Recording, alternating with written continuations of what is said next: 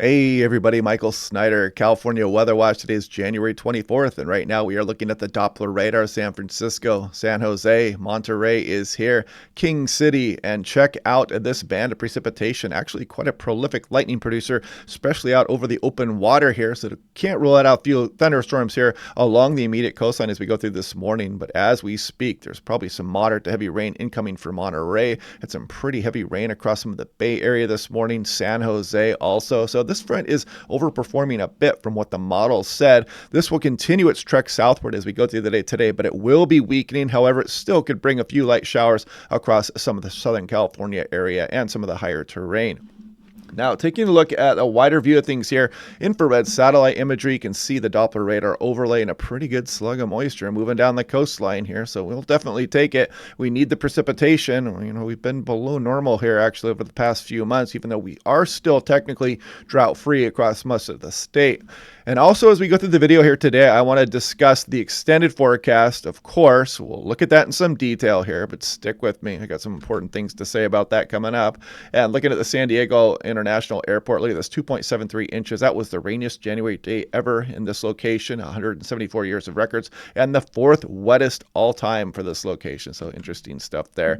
And just a heads up here, as we go through today's Sierra snowfall forecast, you can see Donner Peak, some of the higher passes getting a few more inches here, but just mainly minor impacts. And you can see the snow levels about 5,500 to 6,500 feet. And you can see that was issued today, Wednesday, January 24th. Looking at the North American model, you can see the progression of this front, probably underdoing it, as you can see here as we go through this morning. That's about as I'm speaking, 8 o'clock.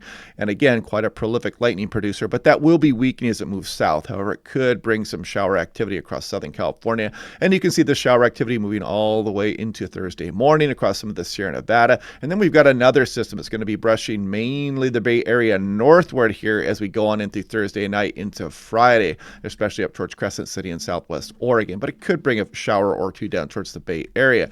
Then our eyes will turn to the Pacific Ocean storm track here and where that is going to point. Now, looking at day one, I just want to bring that up as well. Again, you saw the lightning on that Doppler radar here. If not, take my word for it, it was producing quite a bit of lightning up the coastline there. So you could even extend that a little bit further south towards Point Conception today, probably.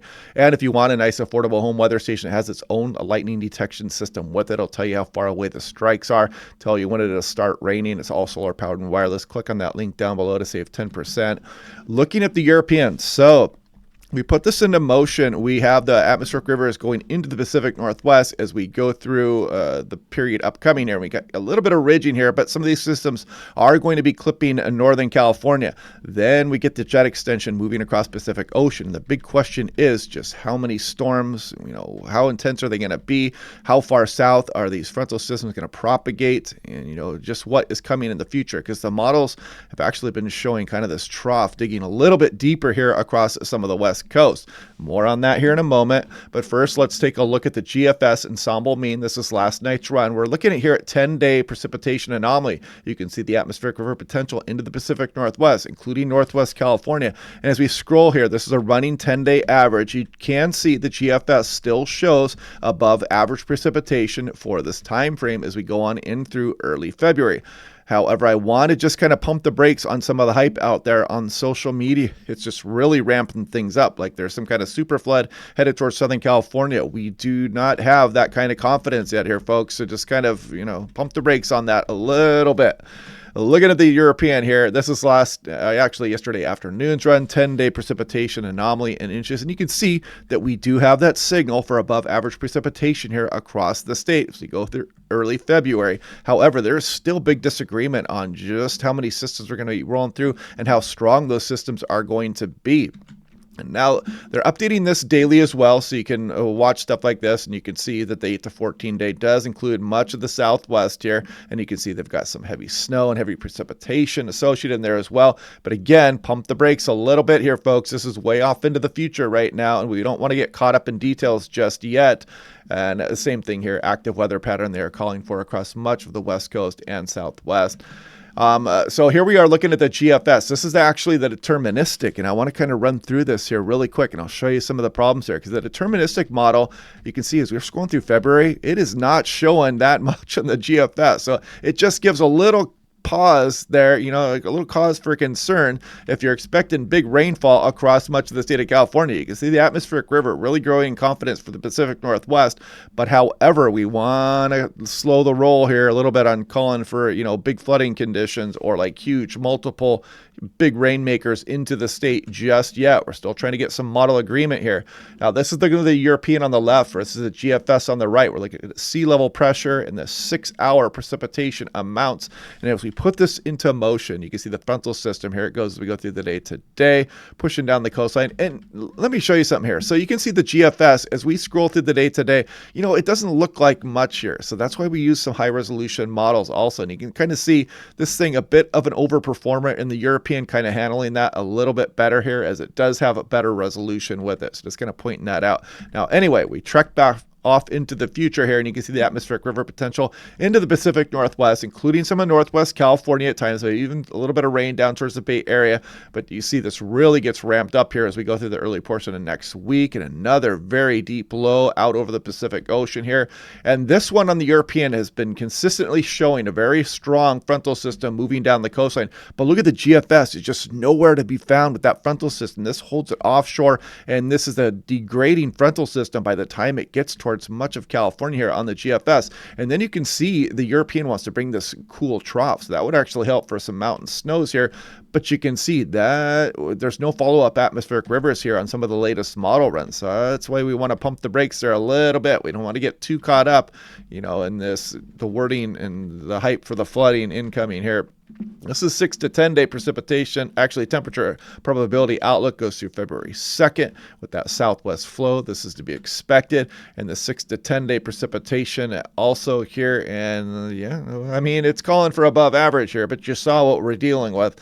And looking at the national blend of models, I'll put this into motion here, and you can see Northern California, again, targeted at least initially here with the most of the action going into the Pacific Northwest.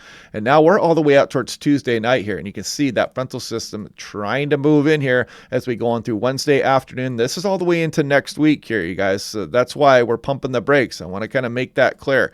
Now, as we go on into, Thursday and Friday, again, some of this precipitation makes its way all the way down through Southern California here, and some pretty good amounts showing up in the national blend of models here. So we do have that going for us. But again, we got to get a little bit closer here before we really start sounding alarms. Looking at the total snow in inches, and as we go through, on the later portion of this month, we're not expecting that much in the way of snowfall. We get the warmer southwest flow here, atmospheric rivers into the Pacific Northwest, and then that frontal system will start swooping down here. We'll pick up a nice round there. And if the European is right, it'll bring that cooler trough, and we could really build up some of that snowpack here. So, there's multiple ways this could play out still. Looking at the Avalancheorg here, just make sure to check the site if you're going off in the backcountry. It can really help you out. You can see some of the considerable risk here across some of the eastern region, Eastern Sierra Avalanche Center, for example. It gives you all kinds of good information there. And again, the experimental product kind of showing that risk of heavy precipitation here across a lot of California on into Arizona and portions of Nevada, and the risk of heavy snow through the extended also. You can kind of see you got a high out here for some of the Sierra Nevada and for Northern California as well as you go on in through early February. But take that with a grain of salt still at that range, and risk of high winds as well. Take that with a grain of salt also. And average temperature departure here, and I've been updating that. Looks like we just got an update here, and you can see much of the state has been above average here, in just a few select areas a little bit below. And this is percent of average precipitation. There we go. We got that update here. But yeah, we could use the upcoming rainfall. As you can see, we are quite a ways behind across some of the Sierra Nevada and across Southern California here. So I worry that if that storm track does not get rolling in here in the next couple of weeks, you know how it goes. You start getting towards spring and whatnot, and we can start to reintroduce some drought concerns here across the state. Right now, though, we are doing exceptionally well. I mean, only a couple areas with some abnormally dry conditions. Nothing to be worried about there. And absolutely no drought concerns across the state as of right now. But you saw that we are running that deficit, so we got to continue to bring some precipitation in here. But anyway, hope this clears things up a little bit. I don't want people getting caught up in the details yet, or talking about extreme flooding events, going across the state of California. I saw some pretty alarming posts going out yesterday, but as you can see, there's big model discrepancy just with how this is going to unfold. So I just wanted to point that out. slow things down a little bit here. But as you can see right now, we got some fun weather going on with the thunderstorm activity moving down the coastline. And again, that might bring a little bit of light rain across some of the higher terrain of Southern California. Maybe even get a shower across the LA Metro or the San Diego Metro out of that. But anyway, we'll continue to break things down day by day. We have plenty of time to watch. We have plenty of time to hype things up if things start looking a bit more active on the weather models as we go through the extended forecast. So stick with me, check back daily here, and we'll continue to keep you updated on the latest. So anyway, I hope you guys are liking these videos. Click like and subscribe. We'll do this again tomorrow, and I will talk to you guys then.